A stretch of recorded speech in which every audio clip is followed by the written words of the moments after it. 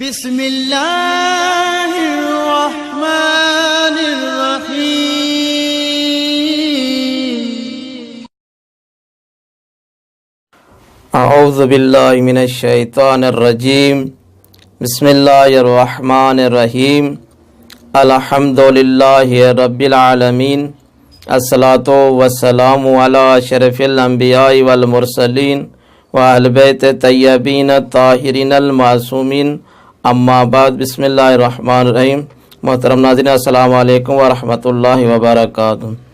मोहतरम नाज़रीन, पंहिंजी गुफ्तगू खे अॻिते वधाईंदे आई फ़िक़े जे बारे में तहारत जो मौज़ू खणी तव्हांजी ख़िदमत में हाज़िर थियो आहियां। अॼु तहारत जे मौज़ू ते पंहिंजो पहिरियों दर्स आहे। मां चवां थी अॼु तहारत जा हुकुम छा आहिनि, पाकाई जा हुकुम छा आहिनि। इन खां पहिरियों आउं ज़रूरी थो सम्झां इन तहारत जी अज़मत ऐं फ़ज़ीलत खे बयानु कयो वञे त बहितर आहे। आया इस्लाम में इन तहारत जी पाकाई जी सफ़ाई जी अहमियत छा आहे ऐं क़ुरान ऐं हदीस जी रोशनी में ॾिसूं त इन जी फ़ज़ीलत ऐं अहमियत छा आहे। पाकाई ईमान जो हिसो आहे। पाक ऐं साफ़ रहणु मुसलमान जो शेवो आहे। अल्लाह ताला क़ुरान में अहिड़नि माण्हुनि जी तारीफ़ कई आहे जेकी पाक ऐं साफ़ रहनि था।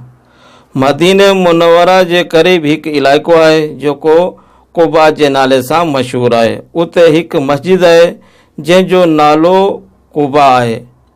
उतां जा माण्हू तहारत जो ऐं सफ़ाई जो एतिरो बंदोबस्तु कंदा हुया जंहिं ते ख़ुदा मुताल क़ुरान में हिन अल्फाज़नि सां बयानु कयो आहे ऐं उनजी फ़ज़ीलत खे बयानु कंदे ख़ुदा क़ुरान में फरमाइनि था, फ़ीहे रिजालुन युहिब्बून अन यततहरू वल्लाहु युहिब्बुल मुततहिरीन।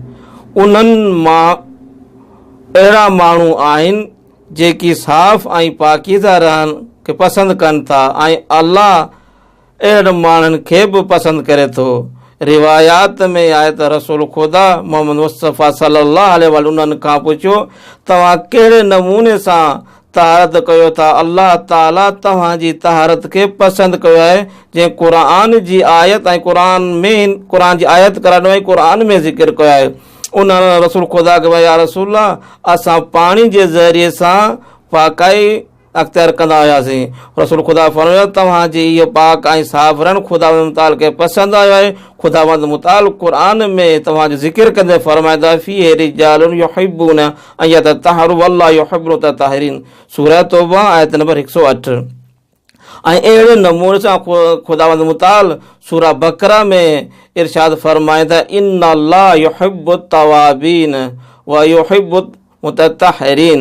बेशक ख़ुदा तौबा करण वारनि खे पसंदि थो करे ऐं दोस्त थो रखे ऐं पाक साफ़ रहण वारनि खे ख़ुदा मुताल पसंदि थो करे। हिते तहारत मां मुराद छा? अल्लाह ताला फरमायो पाक ऐं साफ़ माण्हुनि खे साफ़ ऐं पाक जेका रहनि था उनखे दोस्त रखे थो। इन पाकाई में इन तहारत मां मुराद छा आहे? मुफ़स्सिरीन हिते जेका आहे तहारत जूं 4 क़िस्मूं बयानु कयूं आहिनि ऐं मुफ़स्सिर ऐं बयानु कनि था इन आयत में 4 ई जेके तहारतूं इन आयत मां मुराद वरितियूं थी वञनि। पहिरीं जेका तहारत जी क़िस्म आहे मतिलबु पंहिंजो पाण खे निजासत ज़ाहिरी खां पंहिंजो पाण खे पाक रखणु।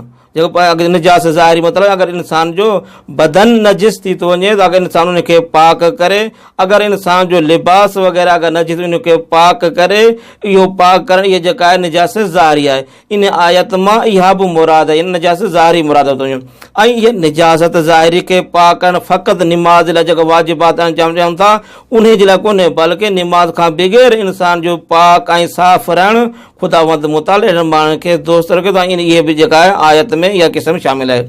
ऐं ॿी जेका क़िस्म आहे जेका तहारत जेका क़िस्म बयानु कई थी वञे 4 क़िस्म, हुन में ॿी क़िस्म जेका आहे तहारत मानवी मुराद आहे, यानी पंहिंजो पाण खे इंसान गुनाहनि खां बचाए। हिकु जेका आहे इहा जेका आहे तहारत मानवी मुराद आहे। छो जो मुख़्तसर बयानु कंदो फ़क़ति क़िस्मूं बयानु कयूं था, अगरि इन ते तफ़सील बहस कोन था कयूं। टी क़िस्म आहे पंहिंजो पाण खे अख़लाक़ी रज़ाइल खां पंहिंजो पाण खे बचाइणु, जेके अख़लाक़ जेके ख़िलाफ़ ॻाल्हियूं उन्हनि खां पंहिंजो पाण खे बचाए, इहा बि तहारत जी क़िस्म आहे। ऐं चौथी क़िस्म पंहिंजी सोच ऐं फ़िकिर खे पाक रखणु। त अहिड़े नमूने सां इहे चारई क़िस्म जेका हिन आयत मां मुराद आहिनि। अॼु जी गुफ़्तगू पंहिंजी पहुचाइण ते पहुते, इनशाअल्लाह वरी तव्हांजी ख़िदमत में हाज़िर थींदासीं। अस्सलामु अलैकुम वरहमतुल्लाहि वबरकातुहू।